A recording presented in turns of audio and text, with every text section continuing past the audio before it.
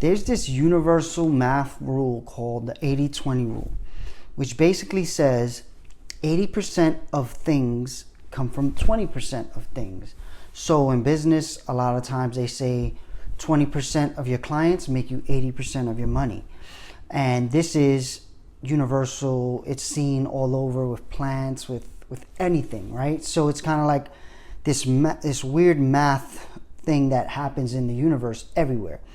So I've been looking at it, and I've been looking at the 80-20 rule when it comes to entrepreneurs.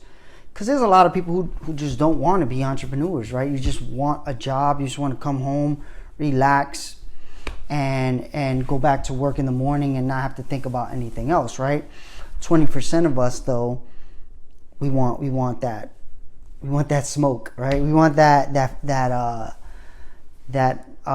problem that drives us, right?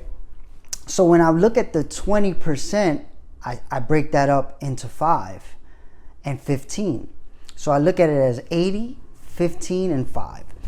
So the 5 are people that are willing to take all the grind, the struggle, the pain of entrepreneurship, right?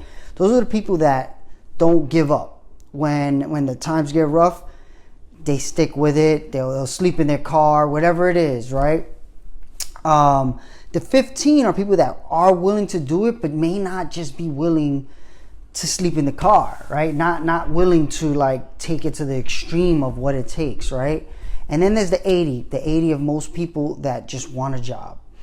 But why I'm bringing this up is I believe we need to start pushing everyone into at least the 15% range, as many people as possible. Why is that? Because most people want their job, and you're already, I don't know how many of you already starting to see it, but you're already starting to see that the economy is slowing down, right? I saw an article that said a bunch of the billion-dollar hedge funds have bet hard on the economy dropping in March. What that means is the economy probably is going to drop in March, right? These people like make things work the way they want it to work to make the most amount of money. So I don't bring this up to scare you. I bring it up to bring attention to the fact that anybody that has a side hustle right now and then has a job, if you take it more serious right now and it becomes something that makes you more money, when the economy falls, you may have something to fall back on. Of course, when the economy falls, there's going to be less people spending money. So you have to think of things that people are going to spend money on no matter what. Like even me, for Mass Ideation and my team, we're working on things for the education space, the entertainment space, because even in a bad economy, schools have to spend money. People are going to be watching entertainment, right? So that's how I'm looking at it. But as a regular person that just has a job and doesn't want to deal with all this crazy entrepreneurship stuff, how does that help you? If I were you in your shoes, I would already start looking for ways of making side hustle money, right? And through this side hustle money, you may start to think, okay, what are some things that even in a bad economy, people are going to buy, and people are going to need, and start to look at your side hustle that way. And then start to do it, because let's say this March thing happens.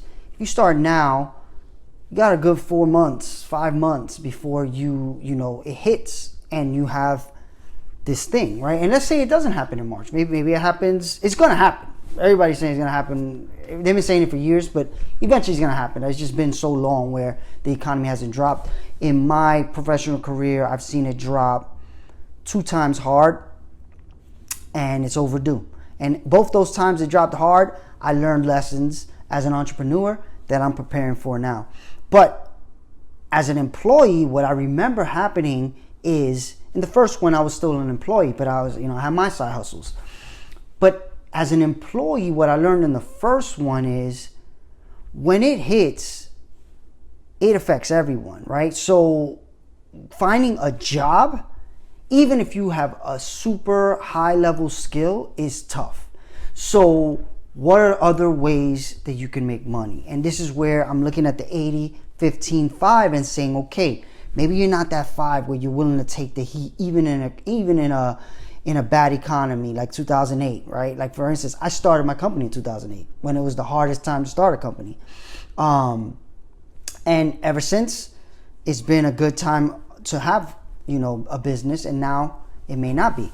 So if you can move from the 80% to the 15 right now, an easy way of doing that is joining up with other people that have a company, that are willing to take that stress, and just helping them and starting to see how maybe your side hustle could help their side hustle.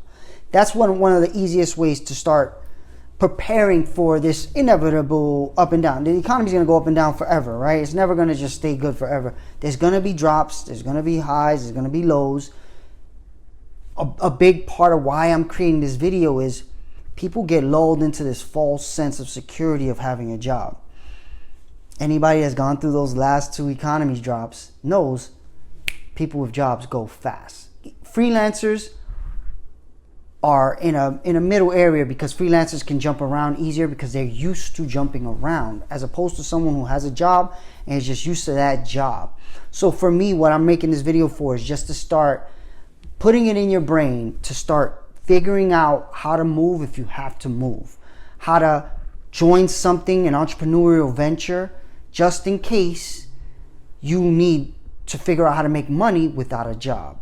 And then if you start figuring out, I could handle this stress, the stress of entrepreneurship and all that, I could sleep in my car if I need to, then jump into the 5% like the rest of us and create jobs, create more opportunity for everyone else.